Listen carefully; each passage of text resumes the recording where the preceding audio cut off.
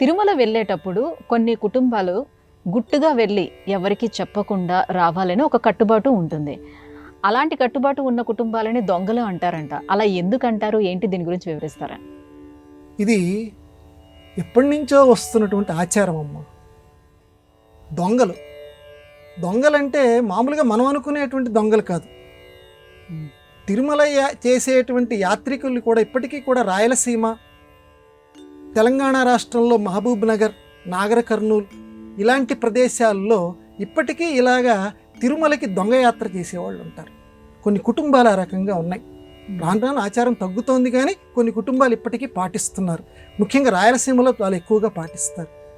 ఏంటండి ఈ దొంగ యాత్ర చేయటం ఏంటండి? తిరుమలకి మామూలుగా వెళ్ళొచ్చు కదా, అందరికీ చెప్పి వెళ్ళొచ్చు. అంటే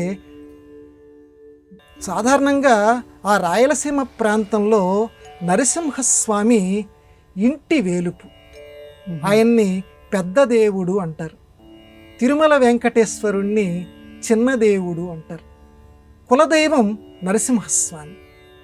ఇంట్లో ఉన్నటువంటి నరసింహస్వామి నేను జాలనా, మళ్ళీ అక్కడికి వెళ్తున్నావా నువ్వు అని అంటాడేమో అని చమత్కారం కోసం, అంటే ఆయన్ని ఒక మనిషి కింద భావించుకుని ఆయనకి చెప్పకుండా రాత్రికి రాత్రి గుట్టు చప్పుడు కాకుండా తిరుమలకి వెళ్ళి దర్శనం చేసుకొని వచ్చేయటం.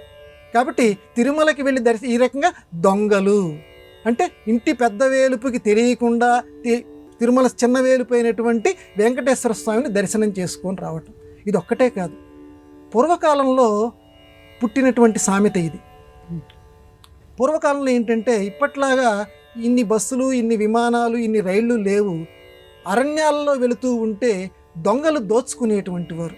కాబట్టి ఎవరైనా తిరుపతి వెళుతున్నాము అని అంటే, ఓహో వీళ్ళు ఏదో ముడుపులు కట్టడానికో దేనికో మొత్తానికి సొమ్ములు పట్టుకొని వెళ్తున్నారు వీళ్ళు అని దొంగలకి ముందుగానే వీళ్ళ యొక్క విషయాలని తెలిసి ఎక్కడ దోచుకుంటారో అని చెప్పి ఆ దొంగలకి తెలియకుండా వీళ్ళు కూడా దొంగల్లాగా మారిపోయి గుట్టు చప్పుడు కాకుండా దొంగతనం చేసేటప్పుడు తన యొక్క ఉనికి తెలియకుండా ఎంత గుట్టు చప్పుడుగా దొంగతనం చేస్తాడో ఆ రకంగా తాము యాత్ర చేసి వచ్చేటువంటి విషయం, యాత్రకి వెళుతున్నటువంటి విషయం ఎవ్వరికీ తెలియకుండా వెళ్ళి వచ్చేవారు. అందుకని వాళ్ళని తిరుపతి దొంగ యాత్ర చేసి వచ్చేవారు అనేవారు.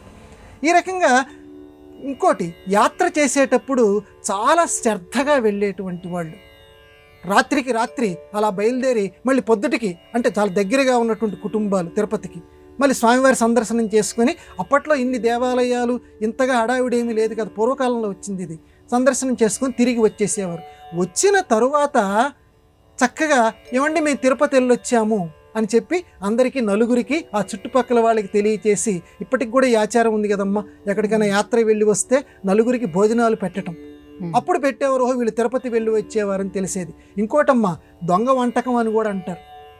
తలుపులన్నీ మూసి చివరికి వాసన బయటి వాళ్ళకి తెలియకుండా, అంటే వాళ్ళు భోజనానికి పిలిచి అయ్యా భోజనం చేద్దురుగా రండి అని పిలిచేంత వరకు కూడా వీళ్ళు తిరుపతి వెళ్ళొచ్చారు, వంట వండుతున్నారన్న విషయం తెలియకుండా అలా దొంగయాత్ర కనుక చేస్తే అప్పటికి వాళ్ళు యాత్ర చేసి వచ్చినటువంటి ఫలితం మనకి దక్కుతుంది అని చెప్పి వాళ్ళు నమ్మేవారు. దీన్నే తిరుపతి దొంగలు లేకపోతే తిరుపతి దొంగయాత్ర అనేవారు. ఇప్పటికీ కొన్ని కుటుంబాల్లో తెలుగునాట ఈ ఆచారం ఉంది.